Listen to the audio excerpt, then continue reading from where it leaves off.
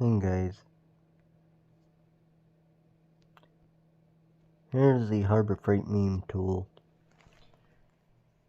which has a bunch of things that are not in this that are in the new Harbor Freight setup. This setup is missing quite a bit of stuff that this setup doesn't have, which I can show you what it doesn't have.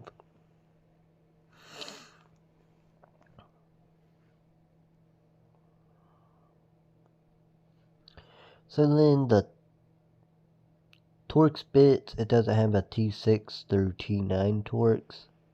It doesn't have the 1.5 to 2.5, doesn't have the 1/8 inch, doesn't have slotted, few of the slotteds, but hey, I'm not too worried, but I'm thinking about buying the new setup, and plus I can use some of the stuff from the old setup in the new setup as well, or I can buy a bunch of the stuff from the old setup to put in the new setup, so the new setup has everything that the old setup had as well, that the new setup doesn't have.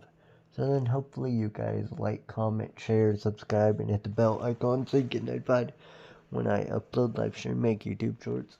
And keep an eye on the community tab, so YouTube makes features where you get notified when I post in the community tab. Bye guys, peace, I'm out.